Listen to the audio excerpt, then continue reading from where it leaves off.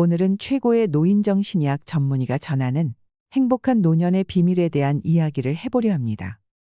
노부모가 있는 40대, 50대, 60대라면 이 영상을 꼭 시청해 주시길 바랍니다. 80세의 벽은 높고 단단하지만 그 벽을 넘어서는 최고의 방법이 있다고 하는데요. 그것은 바로 싫은 일은 하지 않고 좋아하는 일만 하는 것이라고 합니다. 와다 히데키라는 사람을 들어보셨나요? 최고의 권위를 자랑하는 노인정신의학 및 임상심리학 전문의로 30년 동안 노인정신의학 분야에 종사하며 연구를 계속해오고 있습니다. 와다 히데키는 인생의 벽을 넘어 질 좋은 수명을 늘리는 정답을 공개하여 한국에서도 많은 이들의 호응을 이끌어냈는데요. 오늘은 와다 히데키가 쓴 80세의 벽이라는 책을 바탕으로 노후를 잘 보내기 위한 좋은 팁들을 말씀드리려 합니다. 이 책을 읽으면서 충격을 받았다는 분들이 많은데요. 부모님께 효도한다고 했던 행동들이 오히려 독이 되었다는 사실을 깨닫게 되었기 때문입니다. 우리가 평소 잘못 생각하고 있었던 놀라운 내용들이 있습니다. 80세를 넘게 되면 우리가 감당해야 하는 4개의 벽이 있다고 합니다. 첫 번째는 의사와 약과 병원의 벽을 넘어서야 하고, 두 번째는 노화의 벽을 넘어서야 하고, 세 번째는 치매, 인지장애의 벽을 넘어서야 하고, 네 번째는 80세의 벽을 넘어서야 한다고 합니다. 누구나 나이 들어갑니다. 그렇게 노인이 되어가지요. 그런데 노인이 질병이나 인지장애로 몸져 눕거나 누군가의 돌봄을 필요로 하는 삶을 살아가는 평균적인 기간이 얼마나 되는지 아시나요? 남성은 9년, 여성은 12년이라고 합니다. 누구나 목숨이 닿을 때까지 하고 싶은 것을 다하며 살아가길 꿈꾸지만 나이가 들어서는 독립적으로만 살아갈 수는 없는 것이 인생이기도 합니다. 그것이 현실입니다. 우리가 다른 사람의 도움 없이 건강하게 살아갈 수 있는 수명을 건강수명이라고 하는데요. 건강수명은 평균적으로 남성은 72.68세, 여성이 75.38세라고 합니다. 이 나이가 되면 우리도 지금의 윗세대처럼 누군가의 도움이 필요하게 될 수 있다는 것입니다. 물론 사람마다 다르고 통계적인 숫자이기 때문에 개개인마다 차이는 있을 것입니다. 그리고 우리나라 인구의 평균 수명은 남성이 81.64세, 여성이 87.74세입니다. 평균 수명이란 평균적으로 몇 살까지 사는가를 의미합니다. 지금도 평균 수명은 계속 늘어나고 있습니다. 100세 시대, 120세 시대라는 말을 점차 자연스럽게 받아들여지게 됩니다. 하지만 무조건 오래 사는 것이 좋은 것은 아닙니다. 건강하게 오래 살아야 행복한 삶을 누릴 수 있습니다. 통계를 내보면 가장 많이 사망하는 나이는 남성이 85세이고 여성이 90세입니다. 물론 더 오래 사는 사람도 많습니다. 통계들을 보니 어떤 생각이 드시나요? 80대는 70대와는 전혀 다릅니다. 오늘은 건강해도 내일은 어찌 될지 모르는 나이입니다. 구체적인 숫자를 제시한 이유는 여러분을 낙담시키기 위해서가 아닙니다. 남은 인생을 만족스럽게 보내길 바래서입니다. 행복한 노후와 불행한 노후 어느 쪽을 선택하고 싶으신가요? 일본에는 100세가 넘은 사람이 8만 6천 명에 이른다고 합니다. 여러분 주변에서도 정정한 90대나 100세 이상의 어르신들을 볼 수 있을 것입니다. 그러나 100세 인생이라고 해서 당연히 모든 사람이 90세나 100세를 맞이하는 것은 아닙니다. 또 90세나 100세를 맞이했다고 해서 모두가 건강하고 행복하리라는 보장도 없습니다. 침대에 누워서 생활하거나 가족에게 학대를 당하거나 아니면 치매로 자신이 누구인지도 모르는 상황이 생길 수도 있습니다. 미래는 아무도 모릅니다. 사람마다 나이도 다르고 체형도 다르고 성격이나 생각도 다르고 생활 환경도 다르고 가족 구성도 다르며 직업이나 질병 이력도 다르지만 모든 사람에게 공통되는 사항이 있습니다. 바로 언젠가는 죽는다는 사실입니다. 죽음에 이르는 길에는 두 가지가 있습니다. 하나는 행복한 길로 마지막에 괜찮은 인생이었어 고마워라며 만족하며 가는 길이고, 다른 하나는 불행한 길로 그때 어쩌다 이렇게라며 후회하면서 가는 길입니다. 80세 이후는 70대와는 전혀 다릅니다. 어제까지 가능했던 일이 오늘은 안 되는 상황을 수없이 맞닥뜨릴 것입니다. 컨디션 난조를 겪는 일도 잦아집니다. 암과 뇌경색, 심근경색이나 폐렴 등 생명을 위협하는 질병도 생기기 쉽습니다. 치매인가라는 생각에 자신감을 잃는 일도 있을 것입니다. 배우자나 가까운 사람의 죽음을 경험하면서 고독이나 절망에 사로잡힐지도 모릅니다. 생로병사의 거대한 벽이 거친 파도처럼 덮쳐옵니다. 눈앞에 거대한 벽을 넘어서는 다양한 힌트가 있지만 가장 중요한 것은 노화를 받아들이고 지금 할 수 있는 일을 소중히 여기는 삶의 자세입니다. 이것이 행복한 노후와 불행한 노후를 가르는 기준이 됩니다. 행복은 주관적입니다. 즉, 자신이 어떻게 마음먹느냐에 따라 달라집니다. 예를 들면 노화를 한탄하여 이제 이것도 할 수 없고 저것도 할 수 없다며 없다를 되뇌기만 하면서 사는 사람이 있고, 노화를 받아들여 아직 이것도 할 수 있고 저것도 할 수 있다며 있다를 소중히 여기면서 사는 사람이 있습니다. 어느 쪽이 행복할까요? 80세가 넘으면 몸속에 암이 있습니다. 모르고 사는 사람도 많지요. 와다 히데키가 오랫동안 근무했던 병원은 노인 전문 병원으로 이곳에서 해마다 100명가량의 유해를 해부하고 연구했습니다. 그 결과 몸속에 심각한 질병이 있음에도 생전에는 알지 못한 채 다른 질환으로 사망한 사례가 적지 않다는 사실을 알게 되었다고 합니다. 요컨대 마지막까지 자각하지 못하는 질병도 있다는 뜻입니다. 암도 그중 하나입니다. 85세 이상의 유해를 부검해보면 거의 모든 사람에게서 암이 발견됩니다. 즉 80세가 넘으면 누구나 몸속에 암을 품고 있는 것입니다. 일반적으로 암은 죽음에 이르는 병이므로 조기 발견, 조기 치료가 필수이다라고 알고 있지만 사실 꼭 그렇지만은 않습니다. 현재 이루어진 연구는 당사자가 인지하지 못하는 암도 있고 생활에 지장을 주지 않는 암도 있다는 사실을 알려줍니다. 특히 나이가 들면 암의 진행이 느려지므로 그냥 내버려둬도 문제가 되지 않는 경우가 생각보다 많습니다. 그래서 저자는 80세가 넘으면 암 치료는 필요가 없다라고 생각하며 만약 지금 암이 발견된다고 하더라도 통증이 너무 심하거나 또 음식을 섭취하지 못하는 상태가 아니라고 하면 암세포를 제거하지 않을 것이라고 말합니다. 특히 80세가 지난 고령자는 수술할 필요가 없다고 하는데요. 함부로 손을 대기보다는 지켜보는 편이 낫다라고 합니다. 사실 발견하지 못했을 뿐 훨씬 이전부터 암을 지닌 채 살아왔고 앞으로 서서히 진행되겠지만 한순간에 나빠지는 일은 거의 없기 때문입니다. 암 치료는 간단하지 않기 때문에 수술이든 화학치료든 몸에 심각한 부담을 줄 수밖에 없습니다. 체력이 크게 떨어지는 80세 이상의 고령자는 평소의 생활로는 돌아가지 못할 확률이 높으므로 신중히 생각해 보시면 좋겠습니다. 여러분도 이 사실을 꼭 기억해 두시길 바랍니다. 그리고 이 사실로 알 수 있는 선택지는 무엇일까요? 바로 80세 이후에는 참지 않고 살아가기입니다. 암에 걸리지 않으려고 식사를 제한하고 좋아하는 술이나 담배를 삼가는 분위기가 있지만 80이 넘으면 몸속에 이미 암이 있을 가능성이 크다고 합니다. 그러므로 암에 걸리지 않으려고 이것들을 참는 행위는 의미가 없습니다. 좋아하는 음식이나 술을 먹고 마시는 편이 오히려 스트레스를 줄이고 즐겁게 사는 방법입니다. 그리고 실제로 암을 무리하게 절제하여 스트레스를 받으며 살기보다 원하는 일을 하며 편안한 마음으로 지내는 편이 면역력이 높아진다고 합니다. 그리고 이것이 암의 진행을 늦춘다고 알려져 있습니다. 또한 건강 우려 때문에 먹고 싶은 음식을 참는 사람이 많은데요. 먹는 양을 줄이고 달고 짠 음식을 피하고 기름진 음식을 삼가는 것이 의무가 된 것 같습니다. 비만은 건강을 해치고 염분과 당분과 지방이 3대 해악이라는 사고가 사람들의 상식이 되었기 때문입니다. 하지만 과연 그럴까요?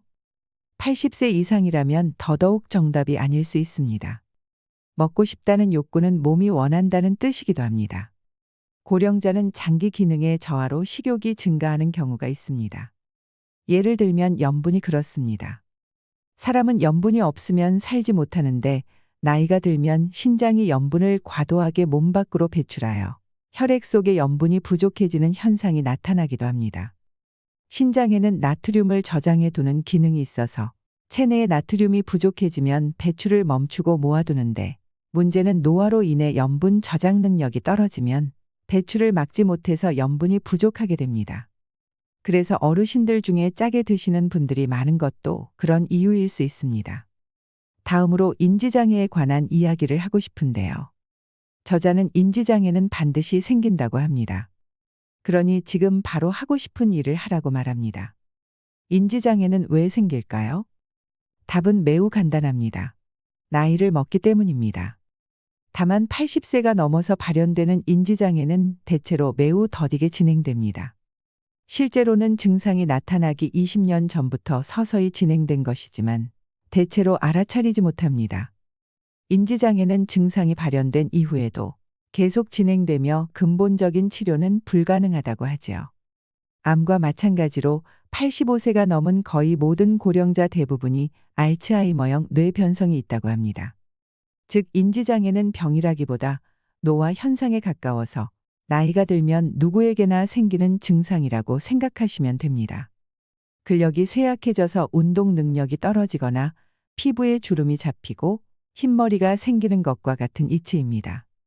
인지장애 증상이 발현되는 나이를 조사한 데이터를 보면 60대의 증상이 나타난 사람은 1에서 2%에 불과하지만 70대 전반에는 3에서 4%에 이르고 70대 후반에는 10% 정도가 됩니다. 80대 전반에는 20%가 넘는데 이때부터 단숨에 큰 폭으로 증가합니다. 80대 후반에는 40%이고 90세는 60%, 95세에는 80% 정도가 인지장애를 겪습니다. 이 사실이 알려주는 정답은 하나입니다. 바로 지금 마음껏 원하는 일을 하며 즐겁게 살아가야 한다는 것입니다. 변화가 없는 따분한 일상은 뇌의 활동을 둔화시킵니다. 또한 스트레스가 많은 생활도 뇌에 손상을 줍니다. 반대로 새로운 일이나 좋아하는 일을 하면 뇌는 자극을 받아 활성화됩니다. 이를 통해 인지장애의 발현을 늦출 수 있습니다. 100세 인생 시대라는 말이 오히려 80세의 벽을 높이기도 합니다. 80세라고 하면 과거에는 인생의 종착지 같은 느낌이었습니다. 하지만 오늘에는 100세 인생이라 하여 갑자기 20년이나 늘어나서 꼬린 지점이 멀어졌습니다. 수명이 길어진 일은 기쁘지만 좀 걱정되는 점도 있습니다. 왜냐하면 많은 고령자들이 오래 살아야 한다는 강박에 사로잡혀 있기 때문입니다. 사실은 먹고 싶지만 건강에 해롭다니까 참는다. 몸을 움직이기 힘든데 건강을 위해 무리하여 운동한다. 좋아하는 담배나 술을 건강에 해롭다고 삼가한다. 하고 싶은 일이 있지만 이 나이에라며 참는다. 효과를 느끼지 못하면서도 오래 살려는 마음에 계속 약을 먹는다. 80세가 넘은 사람이라면 전부 차지할 필요도 무리할 필요도 없는 일들입니다. 더 정확히는 자제해서도 안 되고 무리해서도 안 되는 일들입니다. 60대 정도라면 분명 효과가 있는 방법이겠지만 80세가 되어서까지 참을 필요는 없습니다. 일부는 소소하게 이룰지 몰라도 쌓이다 보면 마음의 부담이 되어 확실히 수명이 줄어듭니다. 100세 인생이라는 말이 도리어 80세의 벽을 높이고 있습니다. 지금까지 열심히 살았으므로 80세 이후부터는 자기 즐거움을 위해 행동해야 합니다. 저자는 임상 현장에서 의학서나 논문의 지식이 전부가 아니라는 것을 깨달았다고 합니다. 환자 자체가 살아있는 교과서였다는 것이죠. 누구에게나 나름의 드라마가 있고 한 사람 한 사람이 그 주인공입니다. 마음의 병을 만드는 불운이나 불행은 누구에게나 일어날 수 있습니다. 저자는 많은 환자들을 접하면서 인간은 누구나 오직 하나뿐인 존재이며 인생에는 우열이 없다는 사실을 깨달았다고 합니다. 진시황제의 이름을 들어본 적이 있을 것입니다. 약 2200년 전에 최초로 중국을 통일하고 절대적인 부와 권력을 손에 넣었던 인물입니다. 모든 것을 얻은 진시황제가 마지막으로 원했던 것은 불로불사의 육체였다고 합니다. 그는 각지에서 특효약을 가져오게 하는 등 온갖 수단을 동원했지만 끝내 소원을 이루지 못했습니다. 마지막에는 불사의 효과가 있다고 알려진 수은을 넣은 약을 먹다가 사망하게 되지요. 아주 옛날 이야기지만 뛰어난 무인조차도 늙음과 죽음 앞에서는 냉정함을 유지하지 못했다는 것을 알 수 있습니다. 어찌 보면 우리처럼 평범한 사람들이 늙음과 죽음을 두려워하고 회피하려는 것은 당연한 일일지도 모릅니다. 지금까지 만나온 수많은 고령자들 가운데 행복한 노후를 보내는 사람들로부터 배운 방법을 소개해 드리겠습니다. 오늘 건강하게 걷는 사람이 1년 후에도 그러리라는 보장은 없습니다. 그렇다고 해서 걷지 않는 생활만을 계속하다 보면 전혀 걷지 못하게 됩니다. 남은 기능을 쓰지 않으면 순식간에 쇠약해지는 것이 80세가 넘은 고령자의 무서운 현실입니다. 82세에서 83세 무렵에 급격하게 쇠약해지는 사람들이 있는데 이들은 대개 80세를 계기로 많은 일을 그만둔 사람들입니다. 질병이나 부상으로 어쩔 수 없이 그만둔 사람도 있지만 별다른 이유 없이 집안에만 머무는 사람들 중에도 움직이지 못하게 된 사람이 많이 있습니다. 아직 할 수 있는 일을 스스로 포기하면 아무것도 할 수 없는 몸이 됩니다. 이 얼마나 안타까운 일인가요? 노쇠한다는 것은 질병이 아니라 서서히 몸이 약해져서 사망에 이르는 것을 말합니다. 천수를 다한 죽음이라 할 수 있는데요. 노쇠로 인한 사망은 대체로 가정에서 생을 마치게 됩니다. 앞서 말씀드렸다시피 85세가 넘은 고령자는 몸 안에 여러 개의 병의 씨앗을 품고 있습니다. 80세가 넘으면 암이 크고 작고의 차이일 뿐 거의가 가지고 있는 것입니다. 뚜렷한 증상은 없더라도 어딘가 불편함을 느꼈을 것입니다. 이 상태로 병원에 가게 되면 의사는 대개 일상적인 검사를 하거나 약을 처방합니다. 현대인은 이것이 당연한 의료 절차라고 생각합니다. 오히려 그렇게 하지 않으면 저 병원은 약도 안 준다고 불만의 소리를 듣게 되지요. 하지만 저자는 이것이 정말로 옳은 의료일까 묻습니다. 꼭 한번 고민해 보시길 바랍니다. 저의 아버지가 그렇습니다. 병원에 가서 의사 선생님이 조금 더 경과를 지켜보자고 말씀하시면 무조건 더 센 약 좀 처방해 달라고 조르십니다. 효과가 있고 없고를 떠나서 그냥 약이 좋으신 건가 하는 생각이 들 정도로 약을 드시는 것만으로도 안정감을 느끼시는 것 같은데요. 그럴 때 약을 안 주면 환자들이 보통 불평불만을 쏟아내니까 의사분들도 또 어쩔 수 없이 처방하고 거기에 맞는 약 처방이나 치료를 하게 되는 악순환이 발생하는 것입니다. 결국 치료의 방향은 두 가지 정도로 정리됩니다. 병원 검사를 통해 병을 찾아내어 약물이나 수술적 치료를 하는 방법으로 수명을 늘릴지 아니면 자택에서 좋아하는 일을 하면서 여생을 보낼지 말이죠. 의사가 아니라 환자 본인이 선택해야 하는 문제라는 것입니다. 저희 할머니 얘기를 잠깐 해볼까 합니다. 저희 할머니께서 70대 초반에 췌장암으로 치료를 받으셨었는데요. 그 옆에서 과정을 지켜보는 가족들도 너무 힘들고 너무 고통스러웠던 기억이 있습니다. 할머니께서도 힘들다고 그만하자고 말씀하셔도 가족들이 생명 연장을 위해서 치료를 설득했습니다. 그러다 결국 할머니 말씀대로 집으로 모셨었는데요. 병원에서 있을 때와 집에 와서의 표정이 너무 달랐습니다. 표정도 밝아지고 편안해 보이셨거든요. 그리고 한 달 뒤에 평안히 임종을 하셨습니다. 우리도 언제 어떻게 이런 선택의 순간이 올지 아무도 모르는 것입니다. 막상 이런 일을 겪게 되면 당황스럽고 치료를 하지 않는 것에 대한 두려움과 죄책감 때문에 선뜻 결정을 하기가 어려우실 겁니다. 그래서 부모님께서 연세가 많으시다면 평소에 부모님과 깊은 대화도 많이 나누시면서 마음을 정해두시는 것도 좋은 방법이 될 수 있을 것이라 생각합니다. 생명 연장을 하려고 중환자실에서 얼굴도 자주 못 본 채 그렇게 시간을 보내는 것보다 내 집에서 편히 쉬시면서 대화도 많이 나누고 체온도 서로 느끼면서 그렇게 마지막을 준비하는 것이 더 좋을 수 있다는 생각이 듭니다. 다음으로 현대 의료계에서 3대 악으로 불리는 높은 혈압과 높은 혈당, 높은 콜레스테롤에 관한 내용입니다. 이 질병은 심근경색이나 뇌경색, 뇌졸중의 위험이 있기 때문에 정말 조심해야 하는 질병인데요. 요즘에는 약이 잘 나와서 약만 먹어도 아무 문제 없다고 생각하시는 분들도 많으실 겁니다. 하지만 약을 먹고 약효를 내는 동안에 수치를 떨어뜨릴 순 있지만 그로 인해 몸은 나른해지고 머리가 멍해지는 역효과도 있다는 것을 고려해야 합니다. 또한 면역 기능이 떨어져서 다양한 병에 노출되기도 쉽습니다. 어떤 약이든 부작용이 있을 수 있다는 것입니다. 그런데도 혈압과 혈당치, 콜레스테롤 수치를 낮추려고만 합니다. 그런데 이 수치를 낮추어도 암의 위험은 줄어들지 않는다는 사실 알고 계셨나요? 줄어들기는커녕 면역 기능이 떨어져서 암의 위험성은 오히려 높아진다고 할 수 있습니다. 특히 콜레스테롤은 면역세포의 원료가 되기 때문에 콜레스테롤 수치가 높을수록 쉽게 암에 걸리지 않는다는 조사 데이터도 있습니다. 또한 콜레스테롤 수치를 떨어뜨리게 되면 이를 원료로 하는 남성 호르몬도 감소한다고 합니다. 이 남성 호르몬은 심신의 건강 유지에 꼭 필요한 성분으로 남성 호르몬이 감소하면 기운이나 의욕이 사라지고 근력이 저하되고 감정이 불안정해집니다.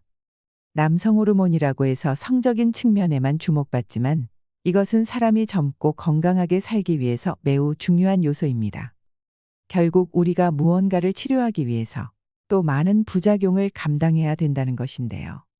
결과적으로 혈압이나 혈당치, 콜레스테롤 수치를 낮추면 동맥 경화에는 효과적이지만 신체의 활력이 떨어지고 암의 발병 위험성은 높아진다는 사실을 염두에 두셔야 합니다.